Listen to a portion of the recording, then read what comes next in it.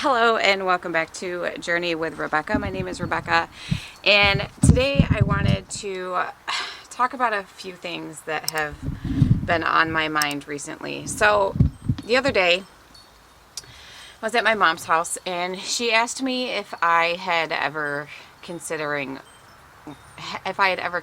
wanting to homestead, and I was like, yeah, of course.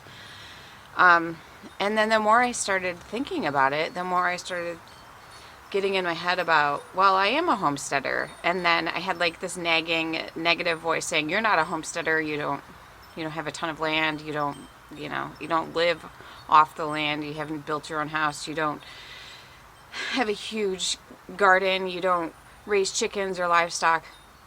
And I like started playing this record in my head, and I thought, first of all, stop doing that. And second of all, if I have those thoughts, maybe other people have those thoughts too about, comparing themselves, which is the root of all disappointment. So I just wanted to talk a little bit about what homesteading is and what it's not, and the benefits and the myths about it. And like the more I thought about it, the more I realized, yeah, I homestead. If you're familiar with my channel at all, you know that I don't really have a niche, and I have kept it that way on purpose because I'm not interested in just one thing. I'm not interested in just crafting or prepping or homesteading or baking. I am interested in all of those things, and I've never wanted to just put myself into a box. But one of the things that I do want to focus on this year is more in the area of homesteading. So I want to start making more meals from scratch, which I do a lot of already. And I wanted to try new recipes and do new things and learn new skills.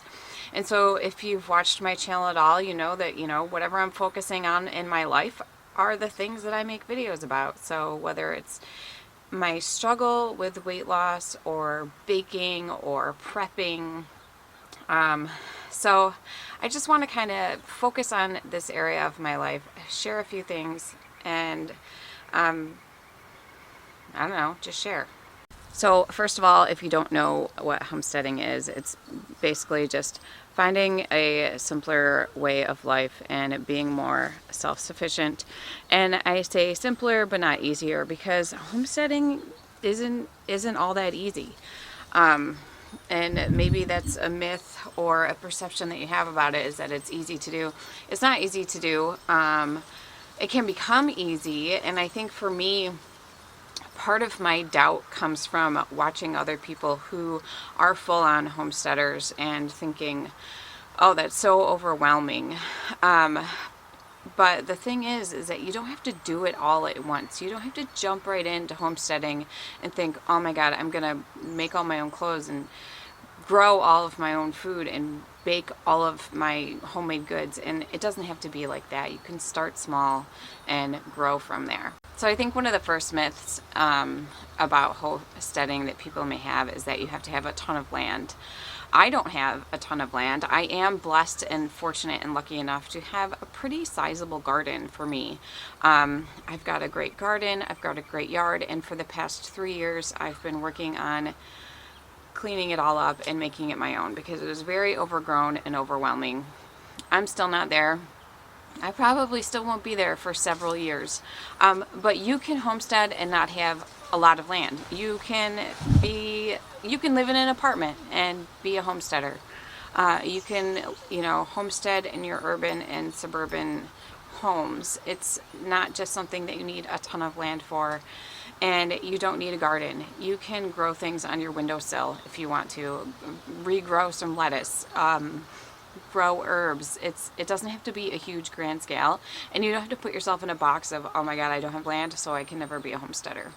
I guess what we should talk about too is what is included in homesteading. Like, what actually does it mean to become more self-sufficient and live a different lifestyle? And that includes things like gardening. And like I said, if you live in an apartment, maybe you just have a terrace, you can container garden. You can utilize the space that you have. So it's things like organic gardening and growing your own herbs. And yes, it does include things like owning chickens or having livestock or raising bees. And it's things like sewing your own clothes and learning how to mend your own clothes, composting, foraging, even if it's in your own yard, which is something that I love to do, using renewable energy, cooking from scratch, preserving your own food. The list is very long and goes on. And you don't have to do all of those things to be a homesteader. You can pick a few, start with a few skills, and then build from there. Another myth about homesteading is that you have to own chickens or livestock. And while chickens is definitely on my bucket list, something that I would love to be able to raise, and maybe not livestock, but chickens for sure. You don't have to have those things in order to be a homesteader. But what's nice is that if you don't have those things, or if you're not able to, whatever your circumstances, if you reach out and connect with people in your community who do have those things, maybe you can barter, trade skills, trade eggs for some skill that you have that you're able to do, or just connect with people in your community. That's one of the things I love about homesteading, is that it really is a community, and you can find people in your neighborhood who maybe have different skills or do different things, and you can barter and just become a community with one another. And just a few other myths of things that I've already touched on. One being that homesteading is easy. Homesteading is not easy, but it is a simpler way of life. If you think back to, depending on your age, your parents, your grandparents, and how they did things and how life was simpler. It's not really simple, nor is it convenient all the time to homestead. I will say though that, I started making a lot of my own natural products. And that was one of the first things I did, was I made my own laundry detergent. Once I found out that you could make laundry detergent from literally the ivy that grows outside, I got really excited. And that was really my first kind of introduction into a homesteading like lifestyle. So it's not always convenient to homestead, but it is a simpler way of life, and it's rewarding. And, for example, some things are convenient, some things are. If I run out of deodorant, for example, I make my own deodorant. So I can literally come downstairs if I don't have any and whip up a batch in 5 minutes, and I don't have to run to the grocery store. But the opposite of that is that when I run out of pasta sauce, I can't just whip up a batch in 5 minutes. That's something that, it's more convenient to just open up a jar from the store, but it's more rewarding for me to make pasta sauce on my own. It's just a long process. So there are some gives and takes and pros and cons as far as ease and simplicity go. There are a ton of benefits to homesteading, and I won't be able to list them all here, but I will just list a few for you. For one, just being self-sufficient is really rewarding, and not having to depend on other people is something that comes in handy, especially in uncertain times, especially in this day and age when you're not sure of things that are going on in the outside world and how they're going to affect you. You can increase your knowledge and learn skills, which I have learned so much since I started this journey. It's been probably about 3 years now, because I think all of this started happening for me right when we moved into this house. And the cat's on the table again. If you have watched my videos, you know that Carl likes to make appearances every once in a while. So here he is. I'm going to put him down. You can connect more to nature, and homesteading is better for the environment when you're making your own things and you're not buying packaging from the store, and when you're making your own homemade natural products that are better for you and that aren't full of chemicals. It saves you money. Maybe not initially, because initially you may be, trying to start things up, and that does cost an initial investment, but that's exactly what it is. It's an investment in your future. So for example, if you're going to preserve food, for example, and you want to start canning, buying a canner or a pressure canner or investing in the jars to do that, it is going to cost a lot of money up front, but those are things that you have and then can be reused over and over again. That brings me to another myth that I forgot to mention, is that you need to have a bunch of fancy equipment to start homesteading, which you don't. If you don't have a dehydrator, that's fine. Use your oven.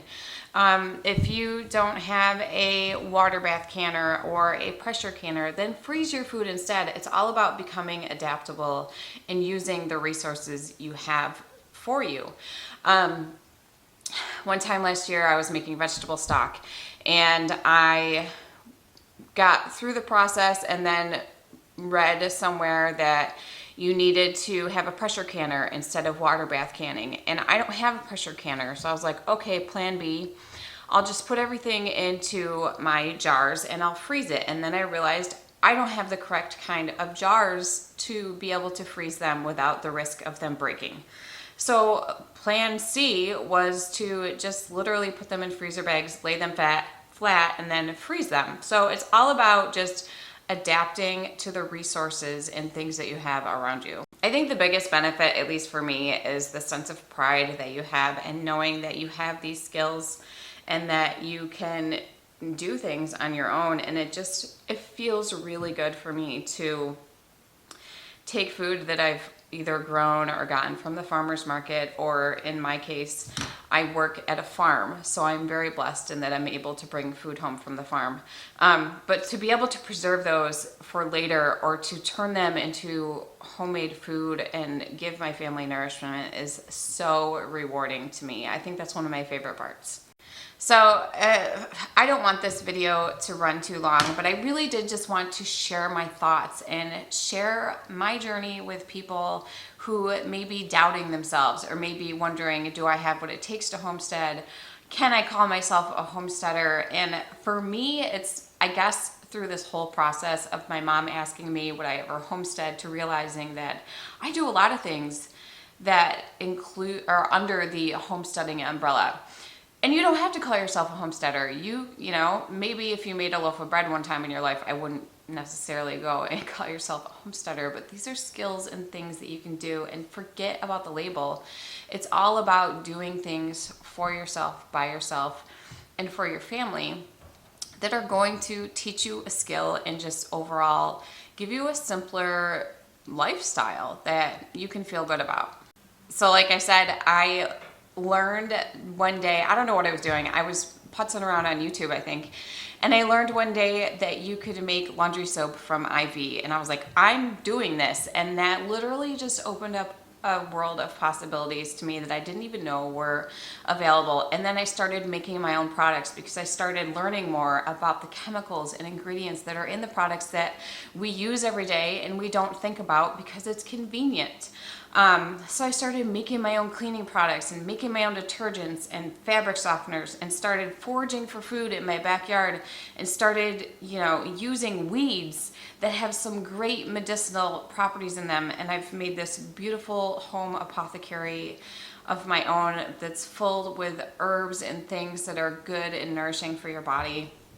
And what else? I've just learned so much. I started baking bread, which I was scared to do. And since my first loaf, which turned out amazing, I've made so much more bread in my life. I still haven't dabbled in sourdough yet because honestly, I'm scared.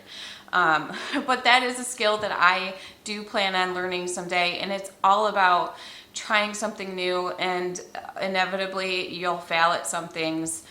The first time I made butter, it was a complete nightmare and a disaster, and I almost cried, and it was terrible. And I shared it all with you, so you can see that it's again, it's the comparitis. It's comparing yourself to the aesthetically pleasing videos that you see where people are perfect and they do everything and it's beautiful, and that's really not what it's about. I've shared some catastrophes with you all.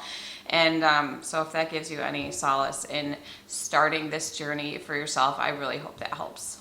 So again, I don't want to ramble on too long. I just wanted to say that and share my homesteading story with you. And I was just going to do quotations again because I still doubt myself and put this label on myself that I don't need. So you don't need that label either. Just start today. Do something simple that will make you feel good, learn a new skill, and stay tuned because I plan on sharing a lot more of this journey with you. So thank you for watching. I appreciate that you spend time with me, and please feel free to like and share this video with others, and I will see you soon. Hello and welcome back to bird scared me. Oh, his nest is right there and now I'm bothering him. So you do have to buy the lids, you know, and the jar,